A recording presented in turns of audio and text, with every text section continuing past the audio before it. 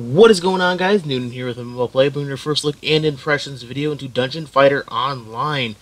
You guys, many of you guys may be familiar with this old school MMO, but basically this game has been brought back and brought a lot of new life.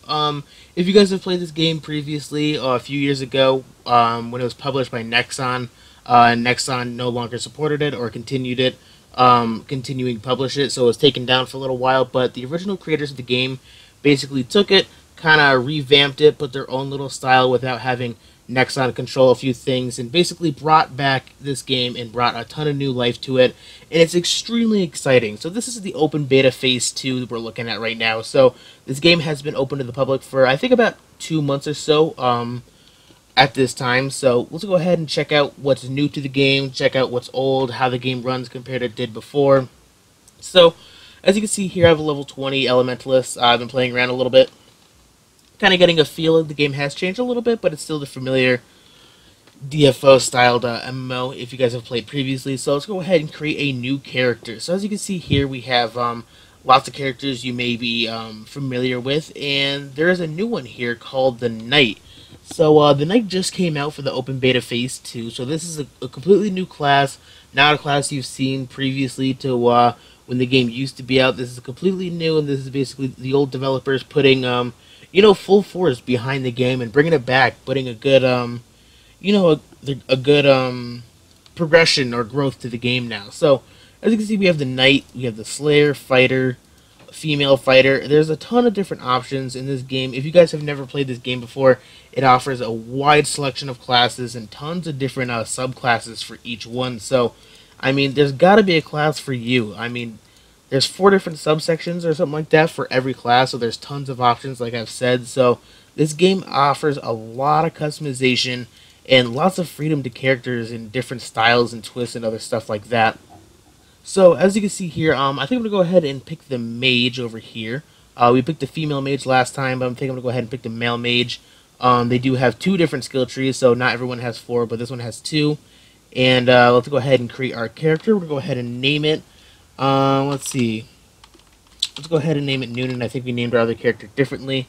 Let's go ahead and check if it's available. Oh, the name's already taken. Alright, so let's go ahead and add a few more O's to make it look really ridiculous. Let's go ahead and check it. Name is available. Hit OK, and let's get started. Alright, so our character has been successfully created. We can challenge it, and I'll briefly go over what challenges before we start. Let's go ahead and do that. Do level 21, get that going, and start the game. Alright, so there's a lot to look at in the game while selecting characters. There's a lot of different things to consider, and tons of different skill trees you can look at, and there's a lot of things you can basically look up about the game and get to know before you really even get started. So let's go ahead and skip the cutscenes. Could we skip the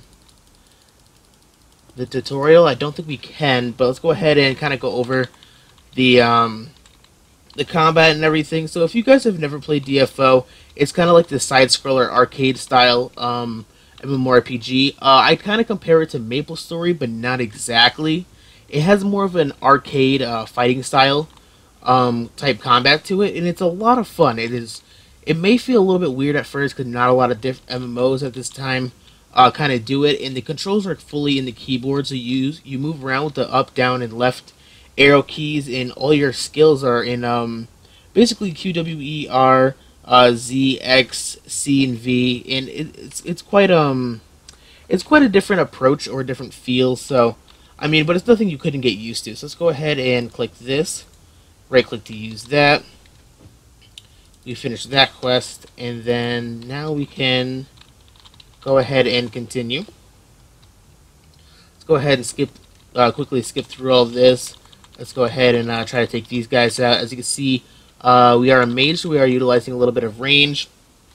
And our basic attacks are really, really fast, and it's very, very useful. So, alright, so here's where the game gets pretty fun.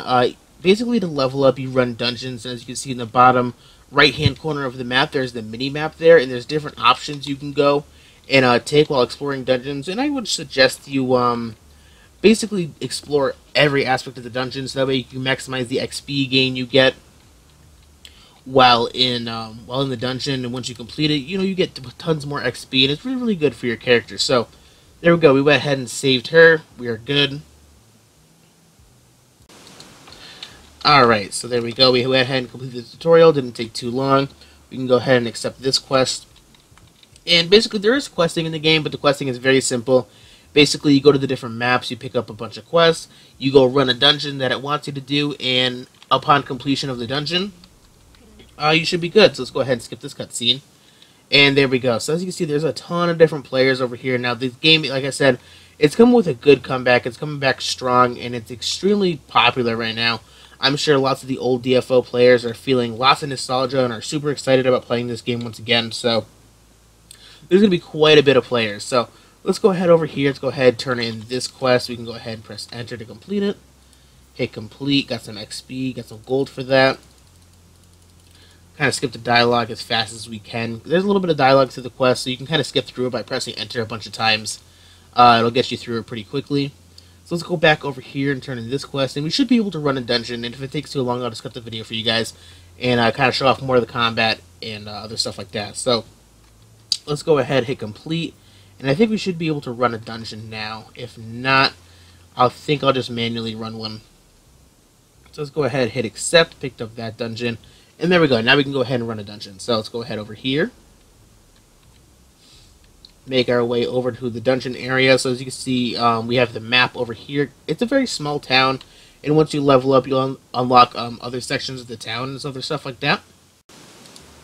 So there we are. Now we can select the different dungeons. There's quite a few we can select, but we are very early on, and so I'm kind of showing you guys the very beginning of the game. It's very straightforward, very simple, but here we go. This is the first dungeon. Let's go ahead and get some distance because we are a mage. We don't want them to touch us because we are a little bit squishy. So we're going to utilize our ranged attacks, make sure they don't really touch us. Kind of just lay on these basic attacks here. Not too much of a mana cost. If anything, I don't even think there is a mana cost. It costs 10, but we have mana regeneration faster, so it's not like it takes away too much from us. So let's go ahead and go over to the portal over here, and we'll kind of rush our way to the boss. So, okay, so we got to fight these guys. And what's interesting about the game is it's pretty straightforward combat-wise, but you kind of do have to line up your skills with the enemies. As you can see here, let's go ahead over here, and I'll kind of show you. So as you can see, I could be up over here, and I won't be hitting these guys unless I kind of utilize directionals with my skills. So if I use like the up key and stuff like that with my skills, or the down key, I can kind of control whether it'll go up or down. It makes it easier for hitting the target, but I mean, if the target's all the way up there and I'm kind of down here, I'm not going to really be hitting the target, so you kind of got to make use and kind of line up your attacks with it, which is different if you've never played this kind of game, but I mean, it's not too difficult, and it's something very, very easy to kind of get used to. So let's go ahead and keep taking these guys out. Not too difficult. Oh, we can utilize our little tornado skill. I forgot about that one.